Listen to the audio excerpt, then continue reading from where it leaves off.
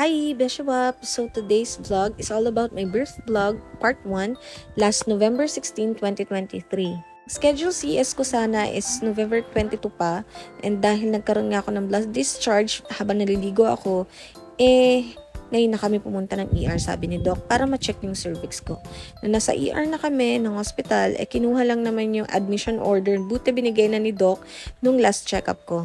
Sobrang bilis nga ng mga pangyayari ng mga gabing yan. So, ito si Daddy hindi mapakali at aligaga kung dadalhin na ba yung mga gamit or hindi pa. So, chinek muna ng nurse yung heartbeat ni baby and okay naman yung heartbeat niya. Hindi na nga namin alam yung mga gagawin namin yan that time. So, inisip namin kung ngayon ba ako isi-CS or next week pa dahil ngayon yung schedule ko. Pero dahil excited na nga to si Daddy, niisip niya na ngayon na nga pero hindi pa ako ready niyan. Dahil nga ngayon nagmamadali na si baby, so no choice, ngayon ako isi-CS. Kaya nagdasal na lang kami ni Daddy at pinagtripan niya yung bed ko na hinihigaan ko. Nakita nyo, lakas man trip niyan.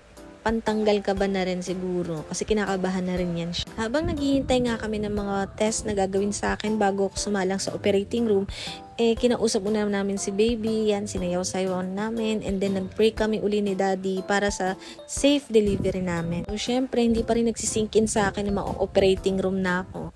Kinuha na nga ako ng dugo and lahat ng mga lab test na kailangan ko before ilagay sa operating room.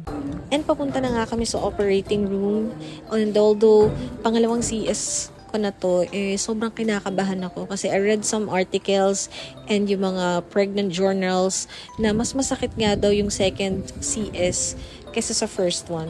Buti na nga lang nandyan si Daddy para palakasin yung loob ko. Sabi ko nga sa kanya, kinakabahan ako. Pero sabi niya, go, kaya mo yan. Nagawa mo nga nung una, mas magagawa mo ngayon. And sabi niya, mag-pray lang daw ako. Ayan, yung operating room ng Qualimed. Hindi ko alam kung pwede yan videohan na, pero sorry po kung na-videohan namin. Kulit talaga si Daddy. Habang nagpe-prepare sila, nag-fill up muna ako ng information ni baby.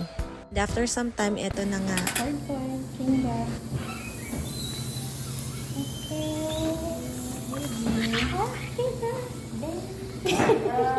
Baby boy. 49. Ay, hindi, 54. Baby boy. And thank God, baby's out. Thank you, Lord. And thank you sa doktora ko na si Dr. Minus Alapot na super alaga sa amin, lalo na ako since day 1. Hindi niya ako pinabayaan. At lagi siyang one call away lang. And ang cute-cute ng baby namin. Thank God. Ayan na ang baby boy namin. Sobrang cute-cute. Nakaraos na rin kami ni Daddy. And after 2.5 hours nga sa recovery room, nandito na kami sa room namin. And ayan na nga, nag-start na ang waiting game para sa baby boy namin na nasa NICU pa. So, ayan. Thank God.